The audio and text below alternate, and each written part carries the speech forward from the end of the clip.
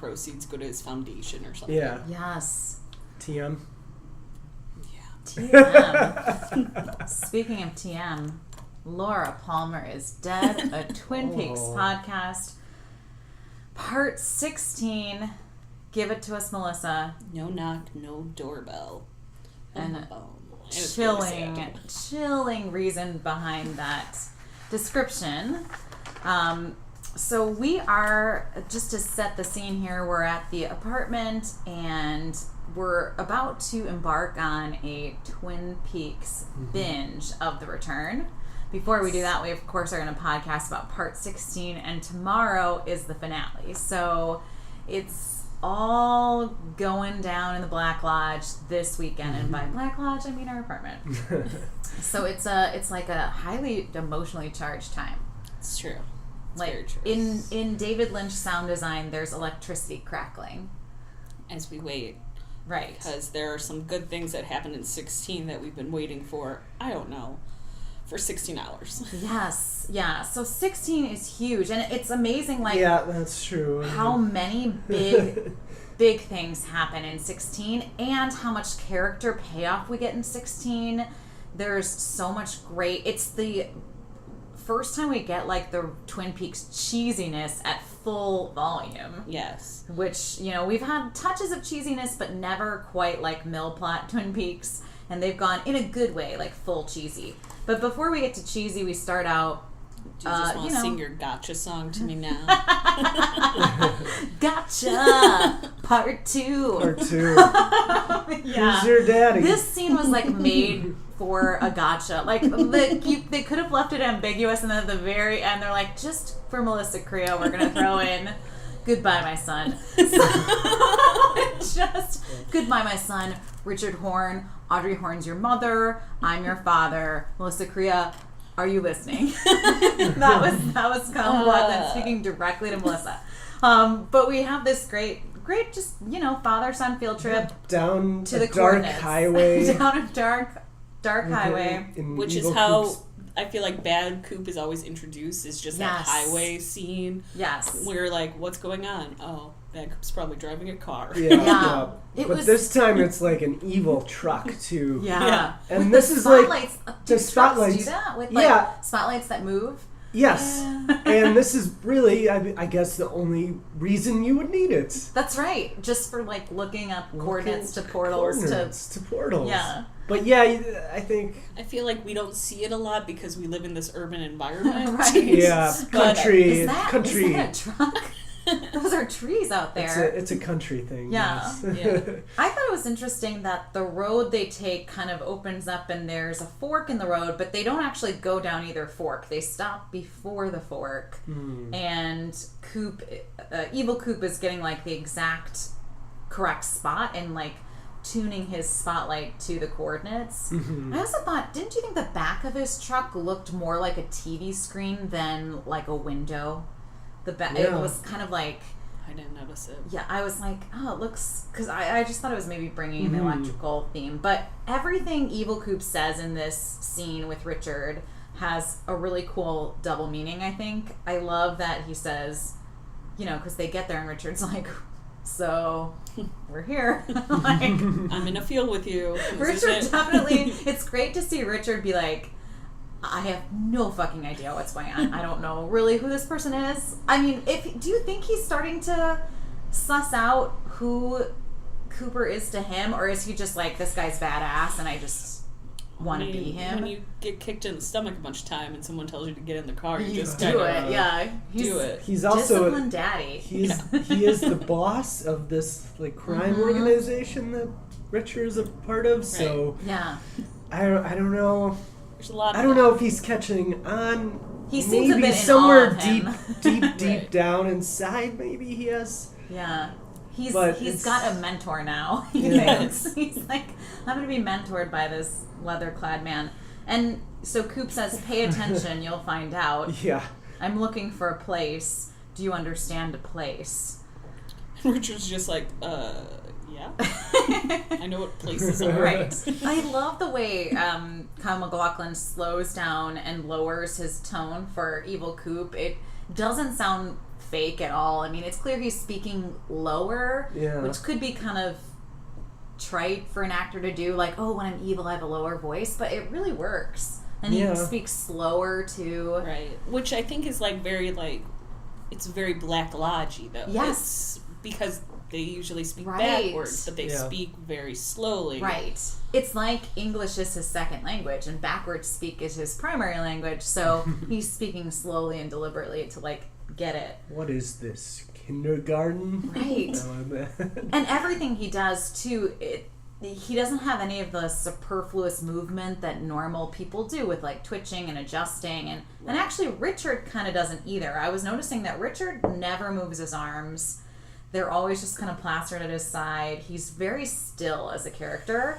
So I thought that could speak a little bit to like Richard's slightly unholy origin. And I do like when he asks Richard, because he says he's got the coordinates from 3 people, 2 of the coordinates are the same. Yeah. What would you do? And Richard's like, oh, I go where the 2 coordinates are.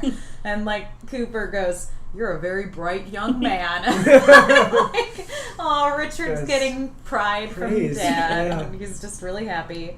And then Jerry runs down the hill. Yeah, I don't know how I feel about Jerry. How about Jerry? Jerry also, he also looks like a Doug pup. Right. Yeah. That had to be deliberate. Because like when you first see him, you think it's a Doug pup. Yeah. Because, can I just ask, how high can you get where you don't know how binoculars work? Like, he was and this is for days now. Yeah. Right. At like least, for days. At least a day or at least 2 days, I'd say. You know, I have more and more trust, though, every episode that things all have meaning and nothing's just kind of, like, nothing's just for fun. So even Jerry, I think, has a purpose. I just truly don't know what it is at this point. I think we saw his purpose, him witnessing this scene. Event. But will he go to the spot and then get sucked up someplace too? Right. Probably not, because he was really scared. And did you think, so it's funny, the first time I watched it, you see Jerry look through the binoculars and he goes, people, and then he says, oh my God. And the first time I saw it, I thought he was saying, oh my God, there's my nephew. Yeah. But the second time I'm like, no, he's just looking at the binoculars as an embodiment of evil. And he even later says like bad binoculars after Richard like, blows up. I put an analogy that now he's like Ross on Friends. You know how Ross just got super stupid towards the end of the Friends? Yeah. Like he's a paleontologist, but suddenly by the end of Friends, he can't even walk. Ross? David Schwimmer. He got dumb? I thought Joey was the dumb one. Joey was always the dumb one, but Ross got dumb towards the end. Okay. Like, he just became like less common sense smart. They dumbed him up. They dumbed him up. And I was like, is that what they're doing to Jerry? Because like in regular Twin Peaks, Jerry was a businessman. Right. He was the like, and I don't think the chumpy one, but I understand that he loves his product. But I don't think it's weed though. Well, he's it would in have the to. woods It would have to be mescaline or LSD or right. something. Yeah, like it's really, not weed. Really strong. But I think it's got to be something more of like, there's something more going on. Right. Whether maybe it's that the weed is similar to like the sparkle coming down from Canada. It's bad somehow. Right. But like, I also thought the looking at the binoculars from the wrong end was a metaphor for how a lot of us might view Twin Peaks. Like, it's amazing how you can be so wrong about something. You know, like, we have a skewed... I just thought Jerry was being stupid. Well, because like, when you're looking at the binoculars from the wrong end, you're seeing things skewed, you know? And so... Smaller. Right. You're seeing it smaller instead of, like, seeing it close up, and maybe that is sort of how we should see, because with Twin Peaks I feel like you have to zoom out to see the big picture, and now we're even, and hopefully when we do our binge watch, like things like the MC and the Bang Bang Bar are super significant that you think are peripheral things, or I thought was just like a nostalgia thing, but are super, super deliberate. So the other thing with this scene, and the reason I have this knowledge is because my Torah portion, I'm a Jew, was this section of the Bible. I'm not like a big quote the Bible person, but no problem if you are, but that's just not really me.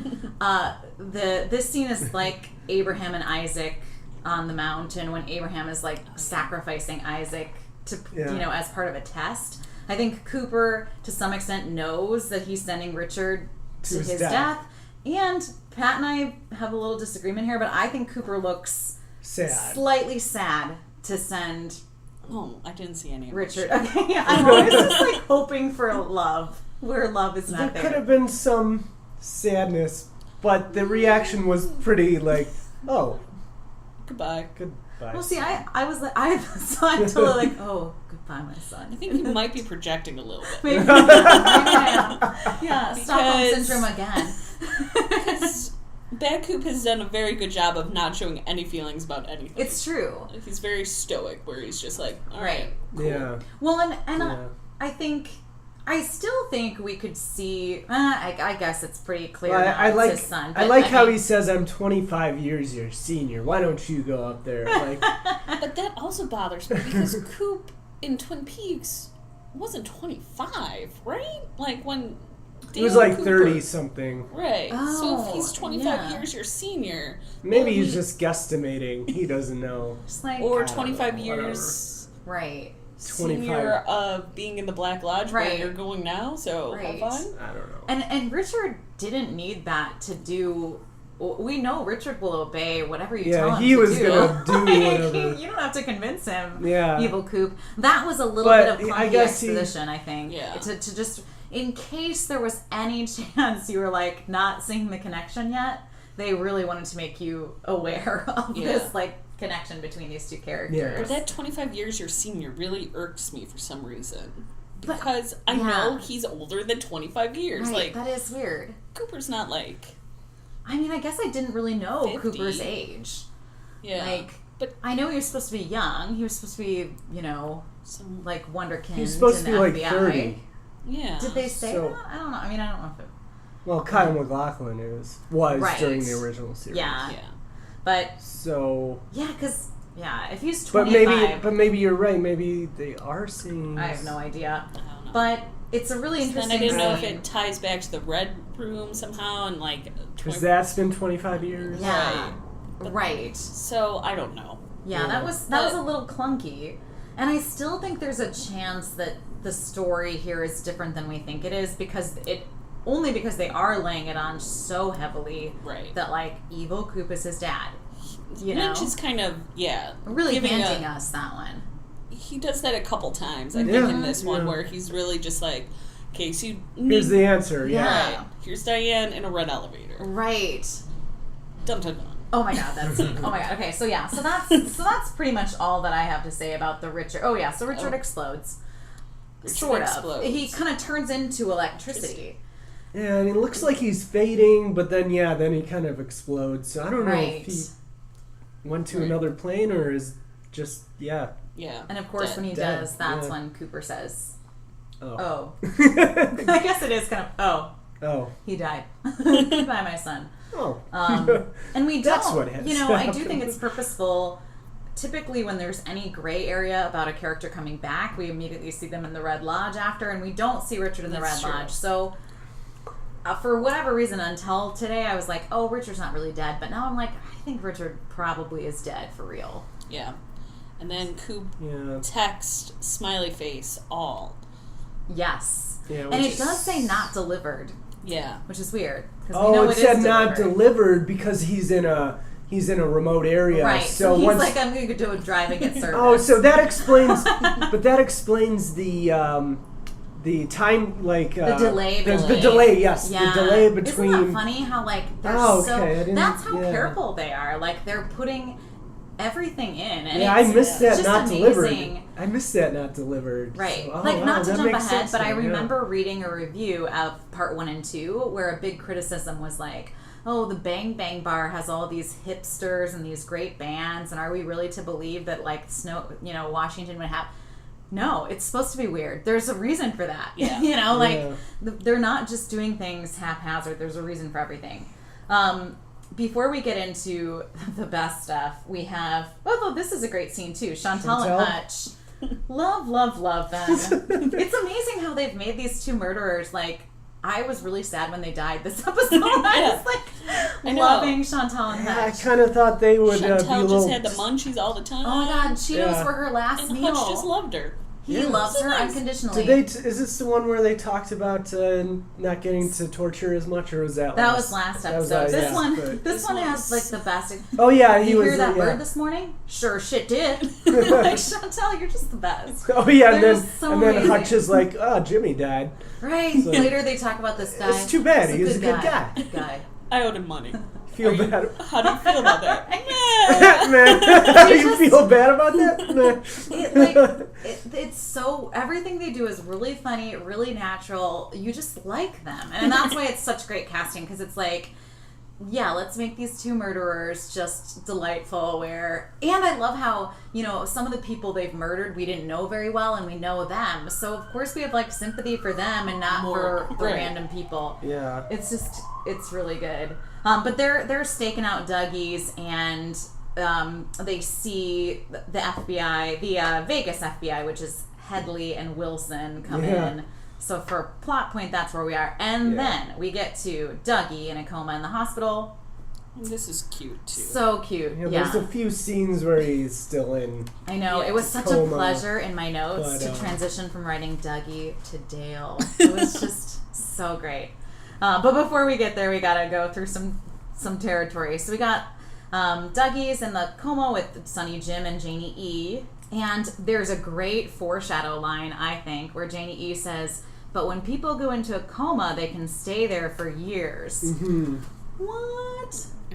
And Sonny Jim mentions, like, so electricity did this? Yes. Yeah. And then they bring that up again, because then Bushnell comes, because your boss always comes when he's the best. Go into a coma. Well, yeah, when your one employee wins $30 million for you. I mean, he's the lucky seven Gordon Cole. He's a delight and a wonderful person. But yeah, he mentions, was it electricity? And Bushnell said, Janey E says, "No, honey." And Bushnell goes, "Well, in this case, it did." Yeah, it is. So they're definitely giving us electricity. I thought the coma thing could be an Audrey clue. That sometimes when people will go into a coma, they stay there for years. Could be. Wink, wink. We're going to get to heavy Audrey theory later. But definitely giving us electricity. And then when Bradley Mitchum and Rodney Mitchum come in, he says, it was like, what, electricity? Yeah. Mm-hmm. So laid on thick. Yeah, definitely. But this is a really cute scene with the Mitchum brothers and the huge flowers and the pink ladies and the finger sandwiches. I love the Mitchum brothers too. You do just love them more and more in each episode. Like, they're delightful.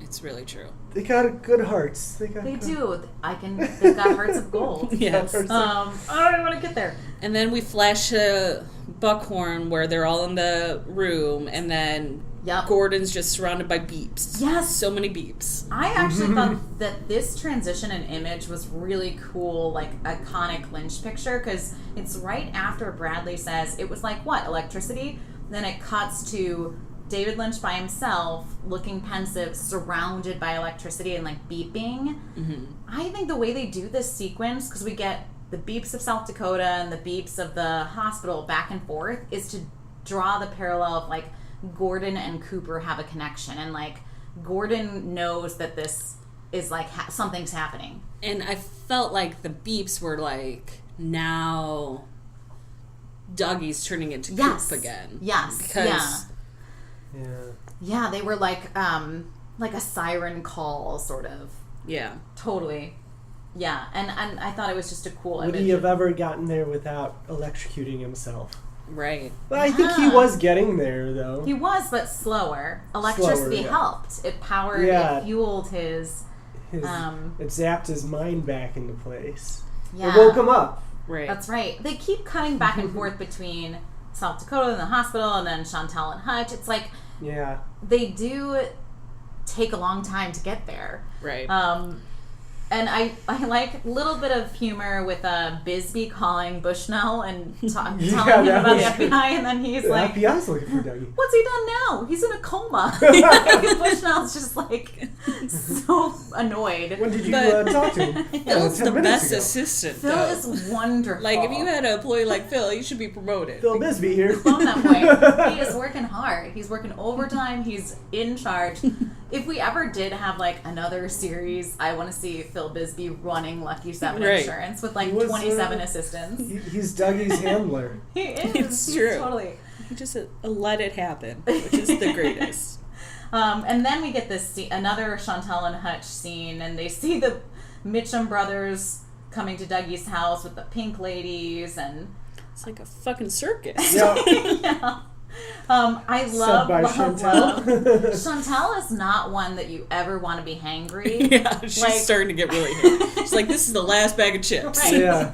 And then, gentlemen, never, ever, ever, ever, ever, right. I know where you're ever say, are you on the rag? Is it that time of month?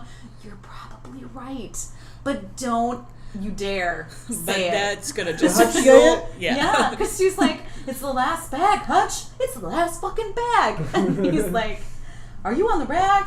What if I fucking was? And like, you could argue that this exchange is what like incites her fury, and she picks a fight with this guy and gets them all killed. This started some rage. Like, she was just mildly hangry, and now she's just mad. Right. Like, I put in my even notes. mass murdering.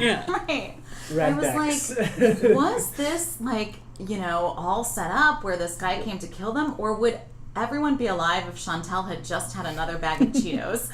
Yes. I don't know. I really don't know.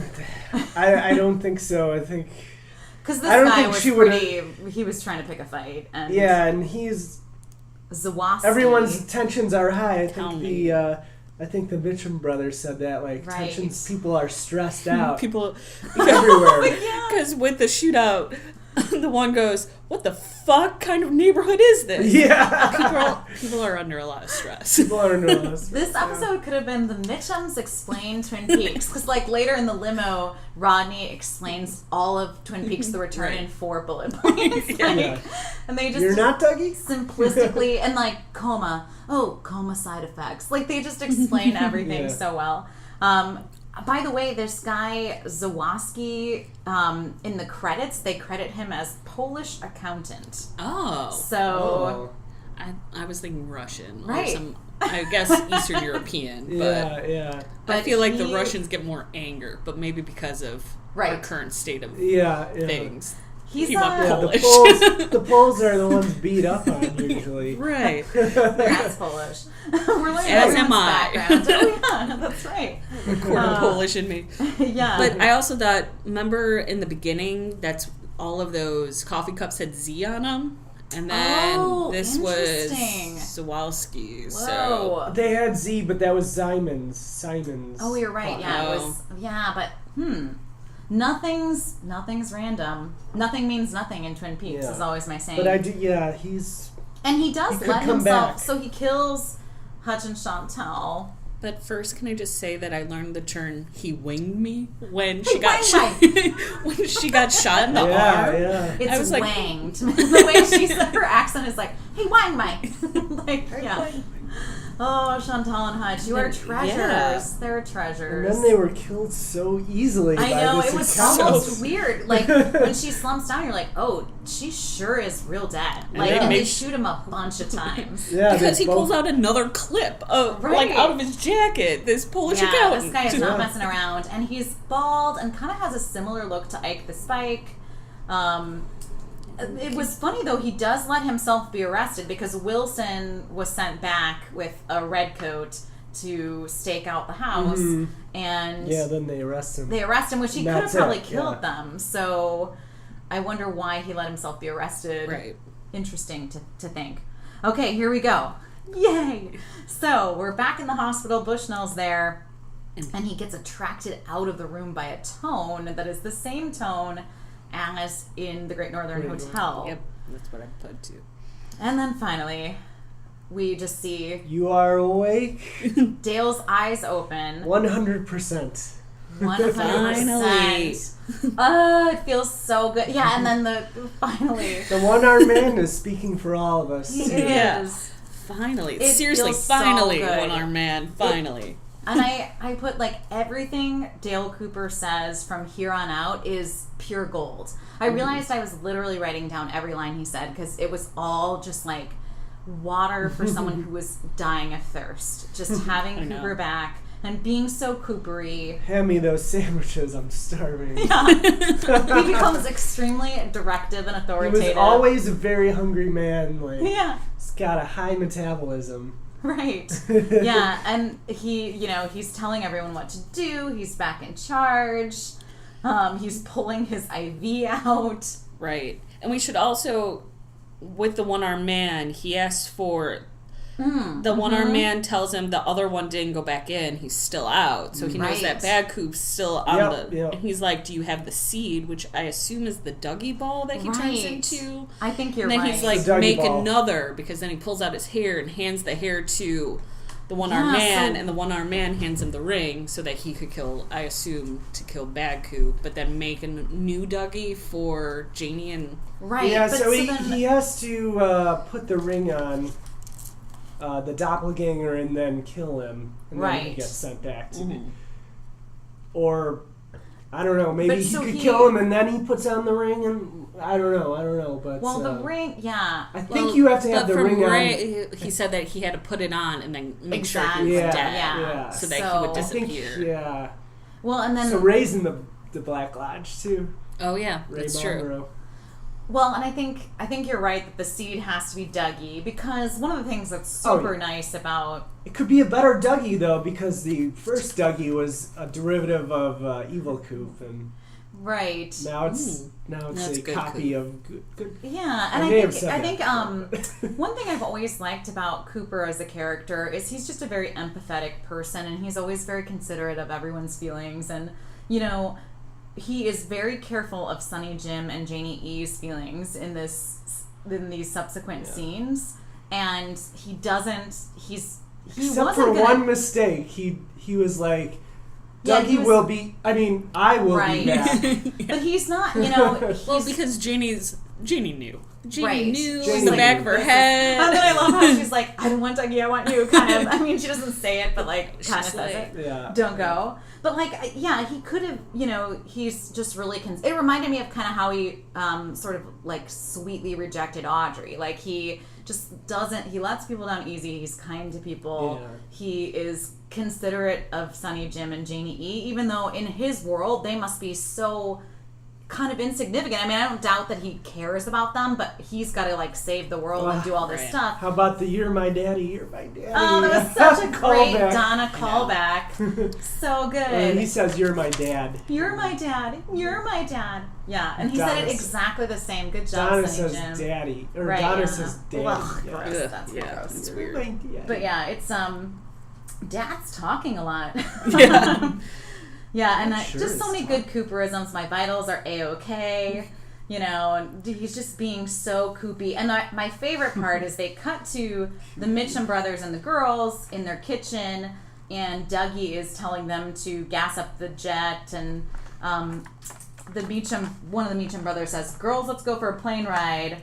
It sounds like Dougie is up now," and then the theme music starts, the Twin Peaks theme music, which is so nice. Because then it was Bushnell saying, "Oh, the FBI is looking for you." Because first, Coop gives him a note and goes, "Gordon Cole will call. Read him this." Yeah, it's like the FBI is looking for you, and then he goes, "I am the FBI." Yeah, so good. So many chills. It's just it's good. It's just cheesy enough. It has the theme music playing.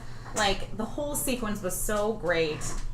I just thought, and I loved the Mitchum brothers just not being in on it. They're just okay.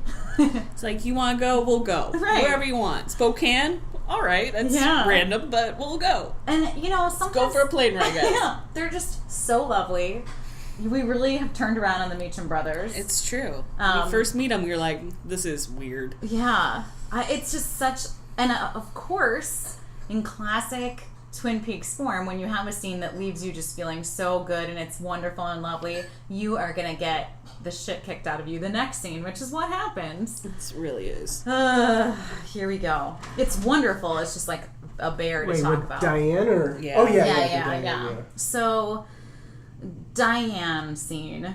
How do we even start here? She gets the text message finally from at Evil 4:32. Yeah, so it's 16:32. It's got a socket electrical socket smiley face. Yes. Yeah. And He all doesn't know caps. how to True. use emojis. He's just using old school, Yeah. like colon, like comma. It seems like this is a message as in like a command. And it's Yes. kind of like a command trigger, to kill, too. Yeah, command to she- kill them all, to trigger, yes. Because then she goes, I remember, and then she gives him all the coordinates. Right. Yeah. And she visibly shudders when she sees the text. Yeah. And says, I remember, oh, Coop. I did take down all the numbers. I meant to Google what those coordinates were. I'm sure it's somewhere in Washington. Yeah. But one thing, so I agree with you both that, like, it's a trigger command, and I think that's super cool. But she says, I hope this works. And that's when she looks at her purse with the gun. Does she hope that it works killing them? Does she hope it works going back to the Black Lodge? Like, I'm not quite sure I understand her end game. Right. Maybe she wants him to give her another command that's not kill them all.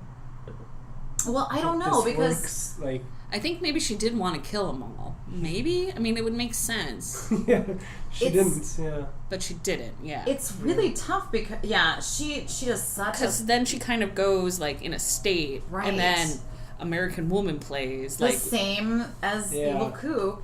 and then she gets into her red elevator where it's just her in this red elevator, which Right. was super subtle.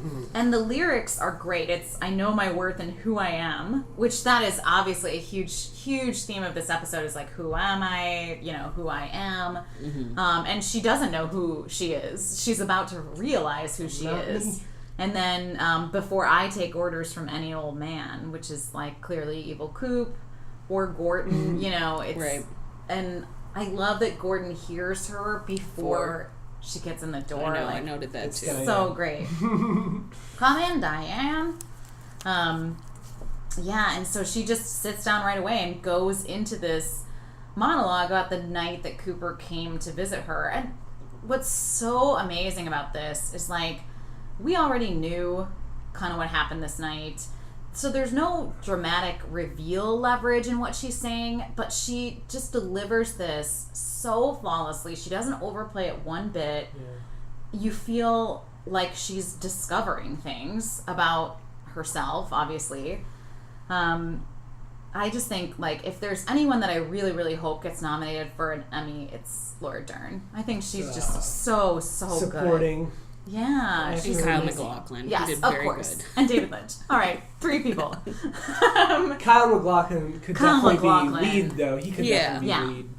Well, he's the only lead really in the show. And they're going in, like, it's a special, it's not mini-series. It's like the same category as American Horror Story. Oh, yeah. So they're not like in the drama, like against Game of Thrones category. Oh, they definitely got to beat American Horror Story. Or what else? What Such other last one is? season. I'm sorry, American Horror Story is great sometimes, but I hated Roanoke.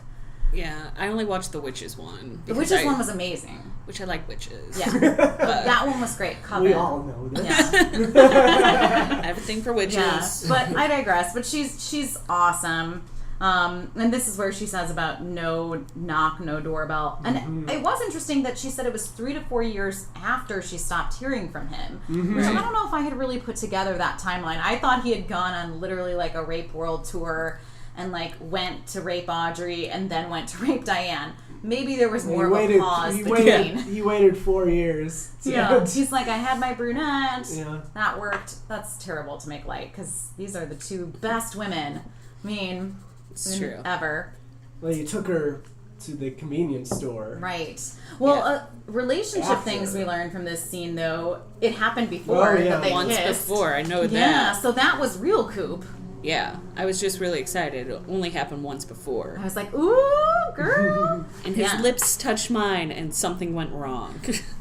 Such a great line, and also the way she delivers that. Another Donna callback. That was exactly the same as when Donna's telling the story to, oh my god, the recluse. What's his name? Oh, Harold. Smith? Harold in the diary, and she's like, about in the moonlight, and my hips began to sway, and his lips touched mine, and like, literally, it's the same gesture. It's the same delivery. Like, it was a total... But that was a good memory for Donna, right? Right. Wasn't it? Well, when she's describing him leaning in, it's a good memory. Right, It's when he actually touches her lips that everything went wrong. That's when and then, she felt afraid, and then he saw it, and he smiled in his face, and she makes a motion that I assume means that Bob kind of came out. Yes, that's like his Bob thing. Because he smiled, and we know when he wears a smile, everybody run. I miss Bob. And he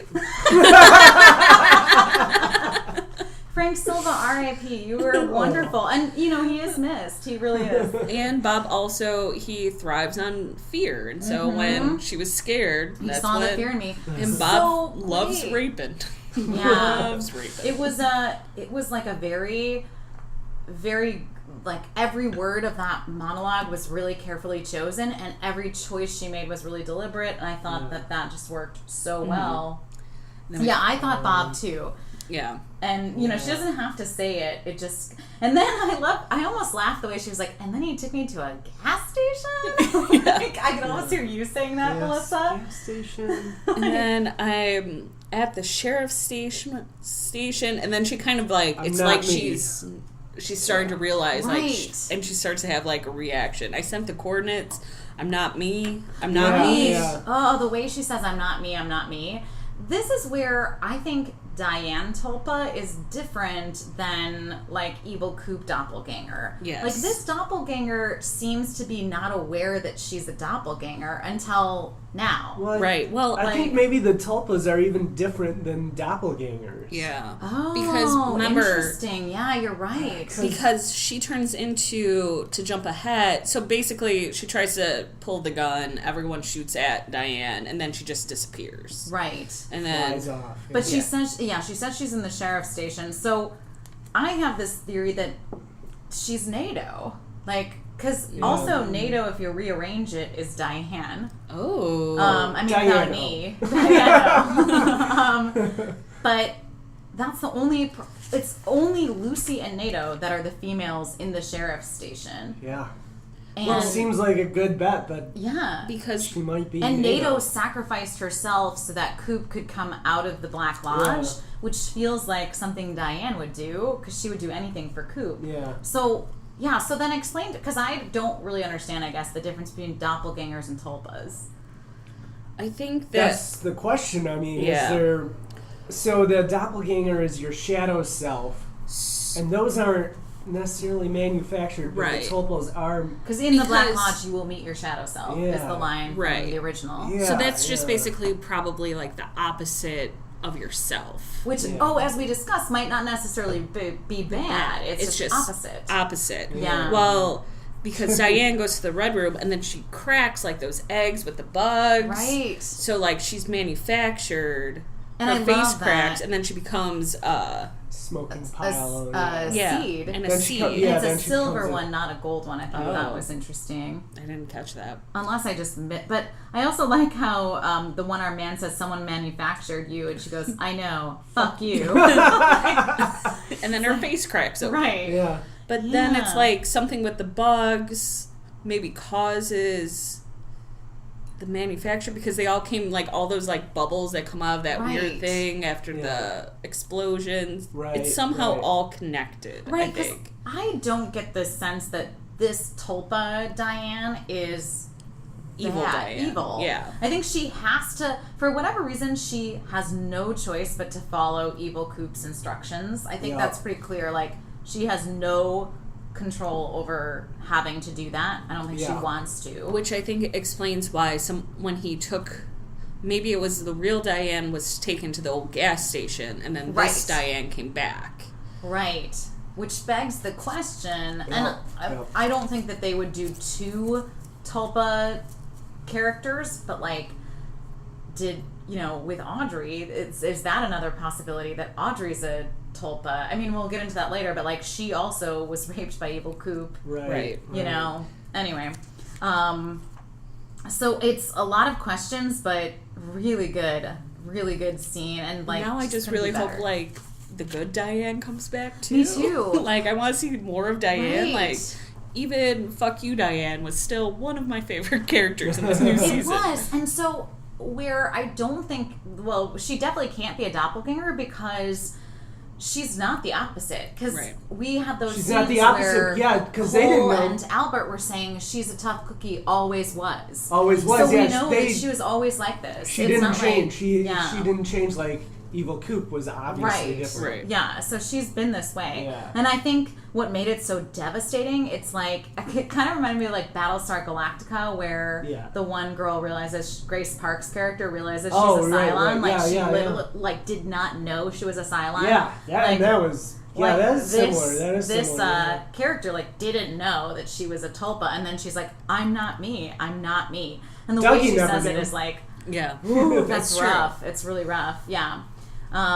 It's cool to see her in the Black Lodge, too. She just looks great. The look of Diane is so great. It's very... Well, and then this could also go back to your NATO theory, because her hair is cut very, like... And she only wears the high, like... Asian-style collars. Yeah. And then her hair is very... Like, if you were in any kind of Japanese movie with the... Right, the bangs. And it's and like the like, film noir, but, like, Japanese. Yes. And definitely NATO dressed that way in the Black Lodge. She had, like, the peplum that Diane, like, the similar style. And I think it really, bringing NATO back was a questionable, like, I thought she was dead, so it could be. And I think that would really throw us to have her look so different. Because they could have made that character blonde and look similar to Diane, but making her totally different is like... But with just essence of maybe Asian flair. Right. It's a cool... I mean, I kind of hope it's true. Just because I do want to see Diane and, like, the real Diane. Then we get to the casino where Cooper says goodbye to Janey E and Sonny Jim. And I like this scene a lot. We kind of already talked about it. But I like how he says, I'll walk through that red door and I'll be home for good. I feel like that's... promise. I mean, of course it's him saying I'll deliver on bringing Dougie to you, but it's also like that red door and I'll be home for good. I think he's also kind of talking to himself about going back home, because like... To Twin Peaks? Right. But I don't know red door, what that means. Right. And of course I love Janey E's like, don't go, Kyle MacLachlan, you're fucking hot and amazing. Whoever you are, why don't you just stick around? Right. We're fine, right? She goes, whoever you are, thank you. And I put parentheses for the sex, the car, the gym set. Like, the $425,000 that is stashed away. Yeah. I mean, Dan Savage has this great insight that he says about relationships where he's like, the campsite rule, you leave every relationship better than... leave the person better than you found them. Like a campsite. And boy, does Dale Cooper do that for Janey E and Sonny Jim. True. He really, really leaves them better than he found them. Absolutely favorite moment of the episode. Maybe favorite moment, but just like wonderful. In the car with the Mitchum brothers... Like, he explains all of the return. We don't see him do it, but we know he does. He's like, so let me get this straight. Right. Like, You're Rodney explains, literally in 4 bullet points. He's like, you don't sell insurance. You're an FBI agent. You've been missing for 25 years, and we need to get you to a sheriff's department in Twin Peaks. Okay. Like, they're, like, totally game. But then they're like, but Dougie or whatever, we love you, but we're not really good with the cops or the FBI. Yeah. And then he's like, I read you 100%. But you guys have hearts of gold. And then Candy just goes, they really do. Oh, she's really so sweet about it.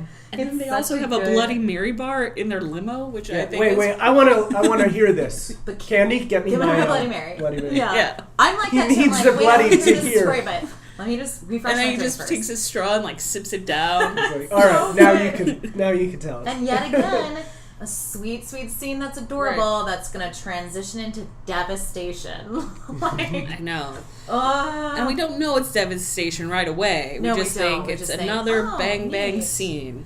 Yeah, so now I looked up in the credit. So J.R. Starr plays a character that is credited as the MC, which is interesting. We've been calling him the MC, so it's a great role for him. Yes. He's the MC at the Bang Bang Bar. He looks remarkably and on purpose like the Sycamore Tree singer from the finale. Jimmy Jimmy something. Oh. That I meant to bring my other more... notebook, too. Oh. We'll find it. You have a we'll new go notebook back. We'll now. go back. I know. I meant to bring my old notebook to compare. Yeah. I have my old notebook, so our notes are pretty similar usually. So now, and part of the reason we have to do this binge is like now we have to go back and reassess all the Bang Bang Bar scenes.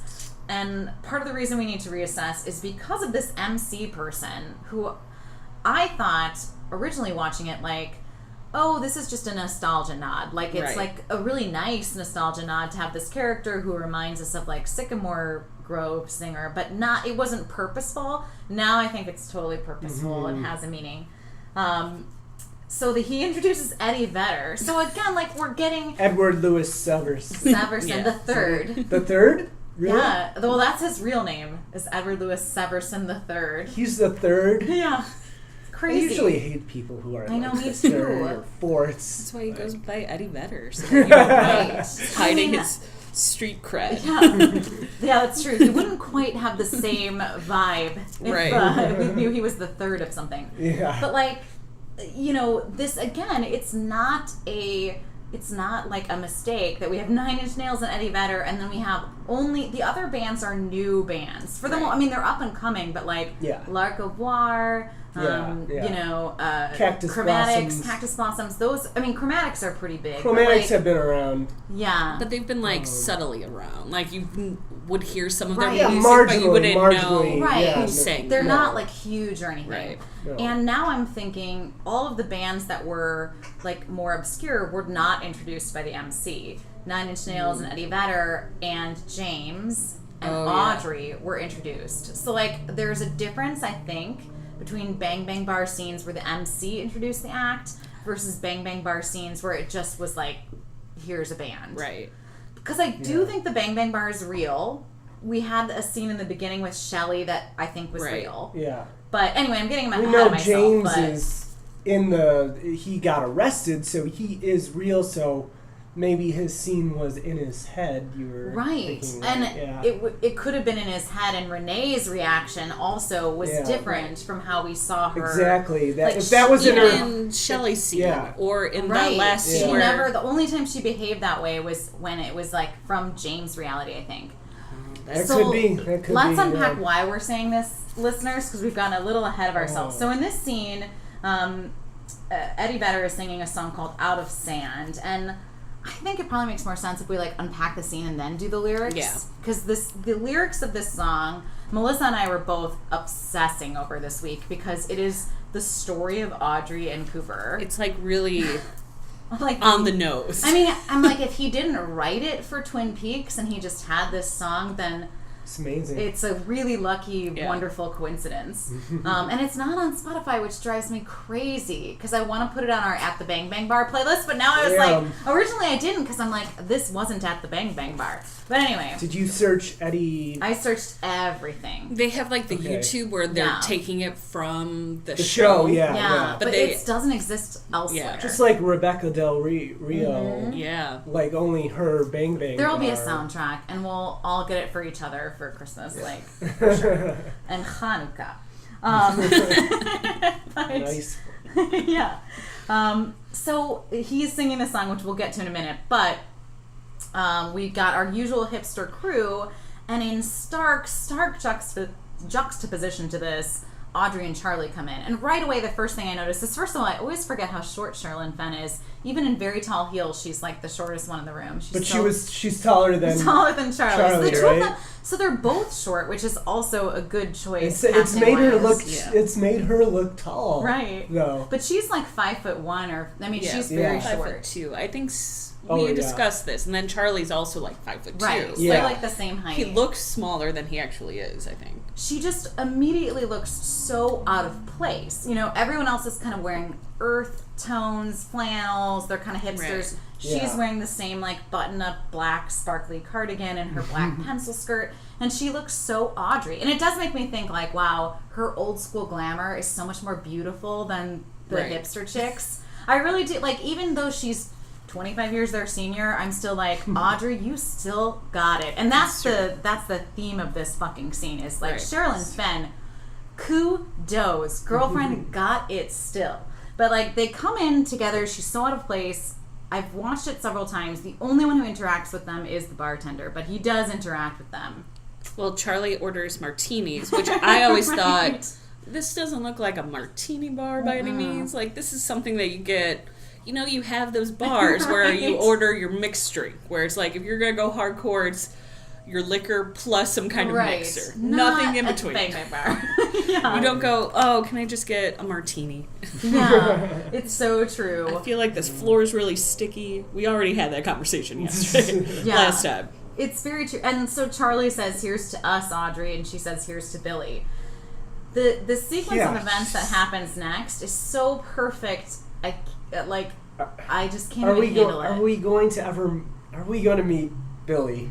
I think we will. In the finale. We will. But, so also I want to say before getting into the sequence, remember when I said that my ship of Audrey and Cooper, like, sank? My ship has totally been resurrected. Like, I'm all about Audrey and Cooper. Like, renewed fever like you never saw it. Both like, return. They're both Sleeping Beauty.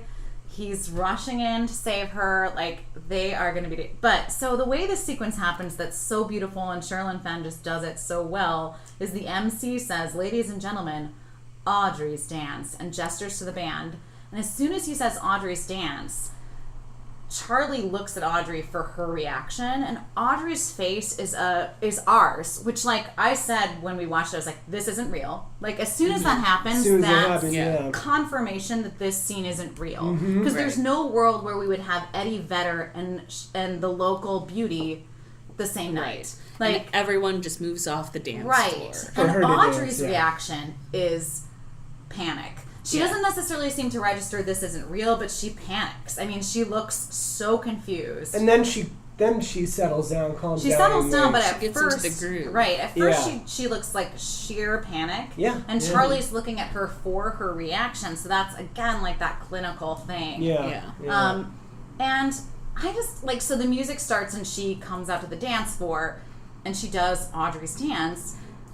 What I think is so amazing about how she did this was that, you know, it is, I know it's like trite to say it's brave, but there is something brave about 25 years later duplicating something you did when you were like the pinnacle of your beauty and youth and seductiveness. And this dance is longer too than it's dance longer, she did. and it's different. It's similar. It's different, She captures a similar quality for sure of that trance-like state and that seductiveness. But she's not trying to imitate herself.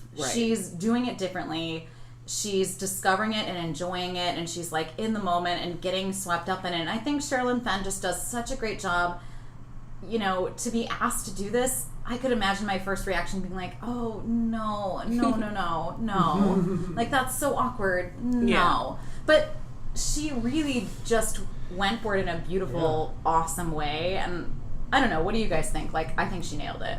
Yeah, definitely. I got nothing everything to say that you about said. It was great. Yeah, she's amazing. And she's so into it and happy, and then it breaks because of Monica? Monique. That's who, the Monique, guy that's starts my wife. Yeah. And then, like, she runs to Charlie, and she's like, Charlie, get me out of here. And then flash to a white room, and we see Audrey looking in the mirror. With no makeup. She just goes... But she still look good, though. What? She still looks beautiful. And she's just like, what? And Sherilyn Fenn just so scared. And so I want to get into the lyrics of this. Oh, and then we go back. I just want to point out that they go back during the credits to the Bang Bang Bar, but it's playing in reverse, the Audrey's dance. It's playing it in reverse? Yeah. Oh, I didn't notice that. I didn't catch that. Good job, Pat. Before we I read about it. Dad, you just cite your sources. I'm all about rule following and Pat's a rebel.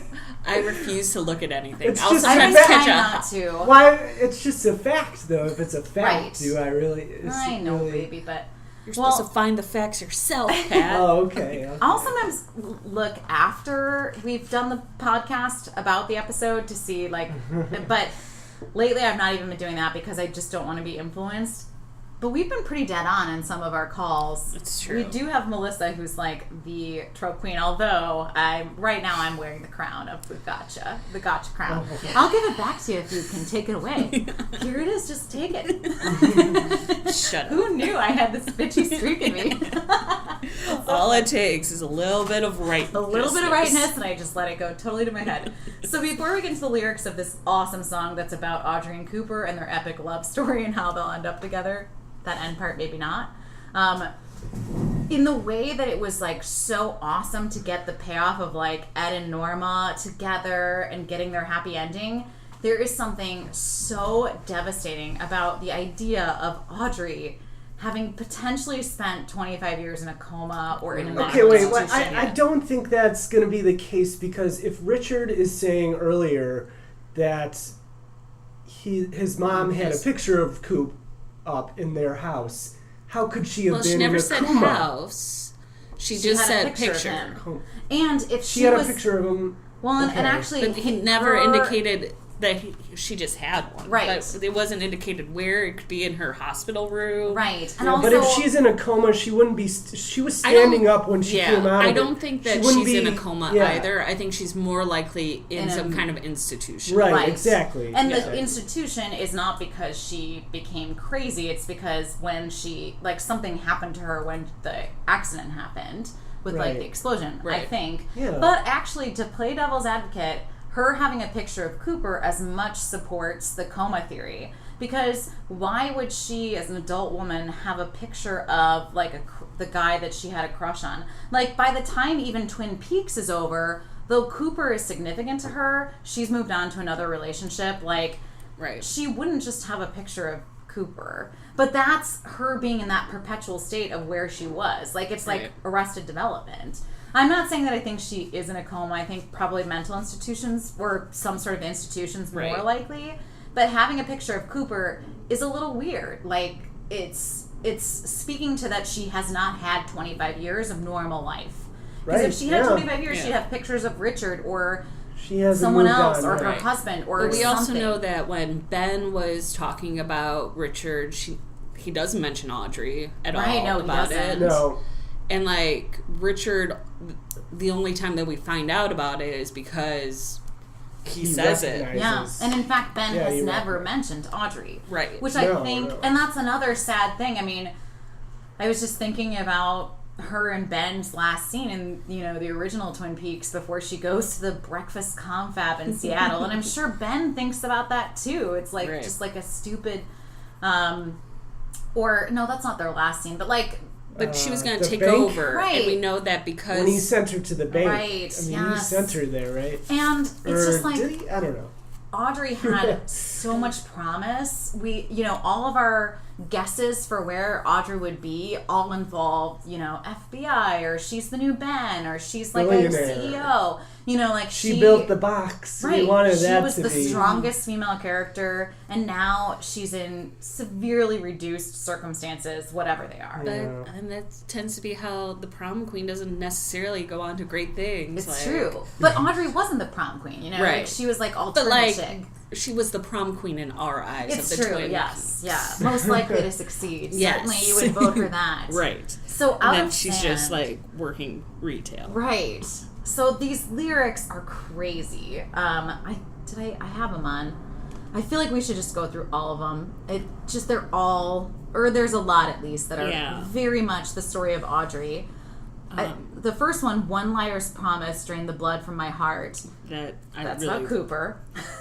And really it could be about good Cooper or evil Cooper. Yeah. Good Cooper, it was the promise of this love that she thought she was going to have with him, where she said, like, you better watch out, because soon, before you know it, I'm going to be grown up. And he's like, you better watch out. Yeah, he like shakes her hand on that or something. Yeah, here's the first verse. Can't climb to heaven on the cross. One liar's promise drained the blood from my heart. Came a message in the dark. Offered the hand of a disembodied man while I still had a chance. Disembodied man. Evil Well, I thought it was one-armed man. Oh, yeah. Offered a hand to a disembodied man. Oh. Right, like she could get out of... So maybe she's in the Black Lodge. It's another possibility. The message came in the dark. Yeah. That's when she was in a coma. And while she still had a chance. Which, her chances and her opportunities have gone away, in this 25-year span. Right. But I do love the one liar's promise, drain the blood from my heart. Yeah. That was my favorite line. Yeah, because that's about Cooper. Either evil Cooper or good Cooper, but it's all about Cooper. And like the chorus, now it's gone, and I am who I was, I will never be again.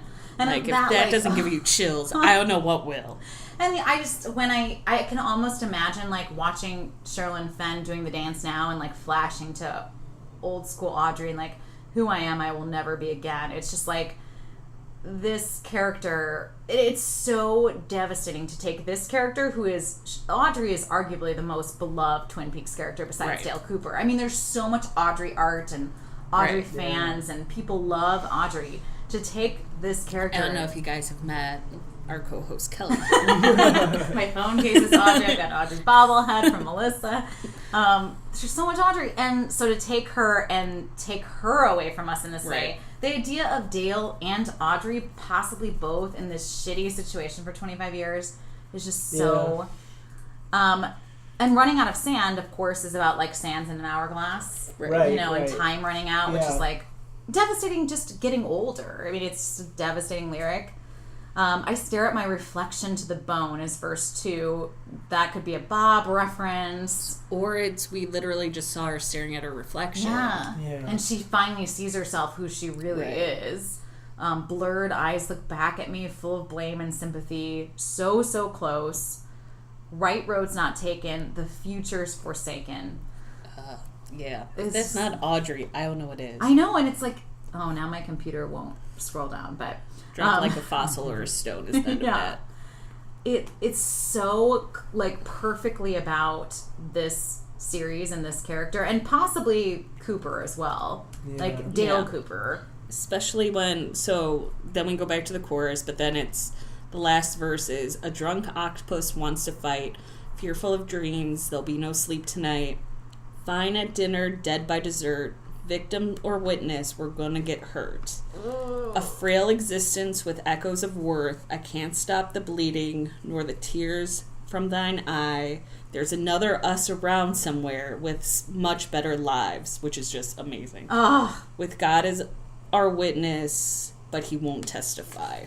That there's another us around somewhere with much better lives. Like, how can that not be about like, the Dougie and Janey E is a better life, and Audrey and Charlie, her like fake reality that she made, where she's got Charlie and Billy, and it's just so devastating. And this is where my ship started coming out of the ocean, and I'm like, they both returned. Our fucking hearts, David Lynch. The only way you can redeem this, what you've done to our sweet Audrey, is to bring Dale to her. And get them together. And I just think it's really interesting that this song is playing while we have all the Audrey stuff. Right. Because it's so... And at that point, we don't know yet. On the nose. Yes. Because actually, we should mention that this song happens before Audrey's dance, so it seems like it's just background music. Right. You don't really notice. And then I was like, one liar's promise drained the blood from my heart. I was like, that's a really good line. Yeah. And then I was like, wait a minute, this is all about Audrey right now. All about on the Audrey. Second watch, obviously. The whole totally. Yeah, the lyrics are amazing. The lyrics are so amazing. Go ahead. I don't know. I would never catch all that stuff just from here. But I'm not good at like You're not a hearing lyric me. guy. I'm not. It just washes over me. My dad always did this thing as a kid. He loves singing along in the car.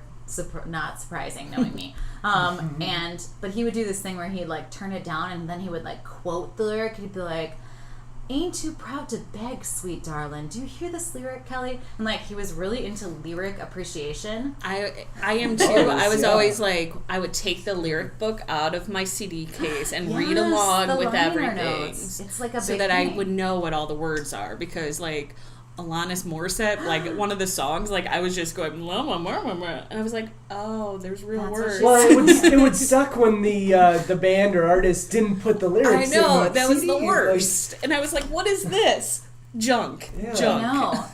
Seal once said that, right? Okay. As soon as I made that decision, it's like stupid. But Seal said he didn't like to do liner notes because he thought if people were misinterpreting his lyrics and it was like resonating for them, he didn't want to like ruin that. Because there have been times when I thought a lyric was something that it wasn't, and I liked the lyric. I thought it was in my head better. Right. Or the meaning, or different meanings too. Like, right. Yeah, a lot of artists like will Cecilia's say, about Paul Simon's dog. Yeah, a lot of artists will say like, people could take whatever meaning they want out of it. Right. Yeah. Well, not whatever meaning. Right. But this one is, other than being like, I live in Twin Peaks and my name is Audrey Horne. Like, you're pretty, as you said, on the nose about who this song might be about. It's pretty damn clear. Really interesting. I know, I love it.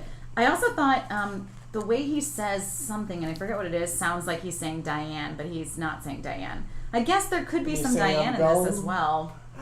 Like, I am who I am. Yeah. Oh, yeah, I am who I am. I don't know. I mean, I feel like that's a big thing with this new season is I am who I am, who I will never be again. I was who I will never be again, because that's the same for Diane. It's the same for Cooper. It's the same for Although with Cooper returning this episode, he's pretty much the same. I know, and he's so well adjusted for having been in the Black Lodge for 25 years. Okay, I'm back, I'm ready, let's go.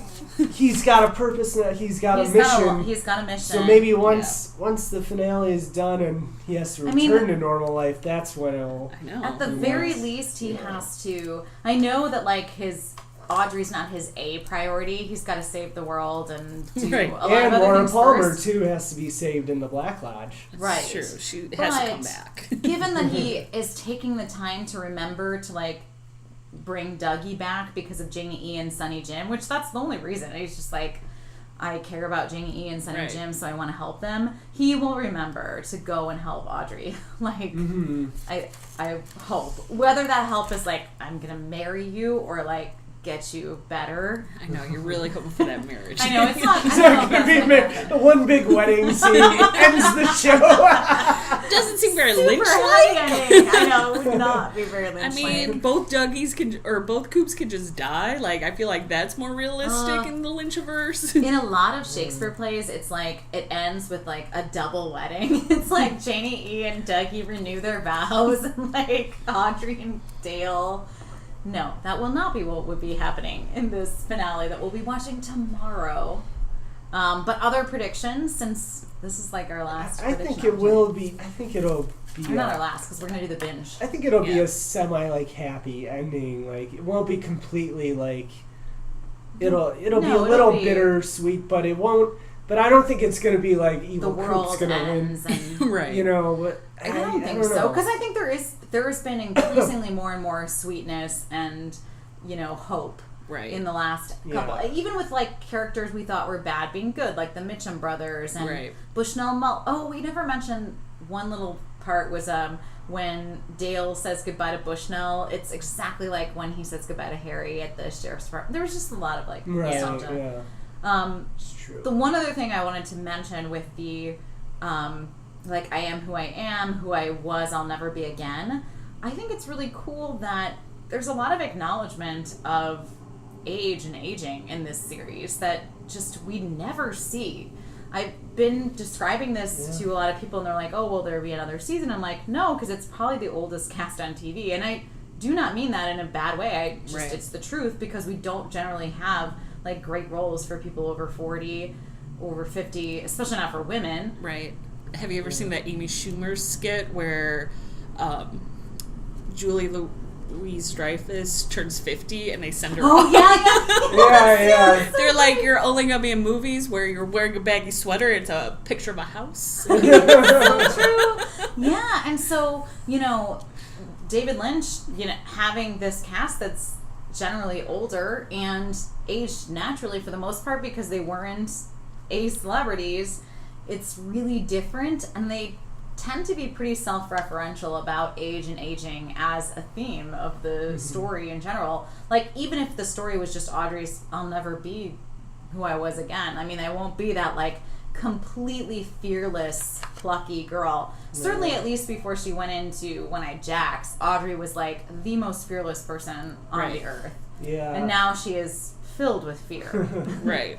And that's a really sad Wasn't thing to quite see. ready for that test yet. No, she got in over her head, and now she's in over her head again. Always. Audrey. She was like a Luke Skywalker going to meet Darth Vader too soon. Oh my god, I'm going to end it there. Meanwhile,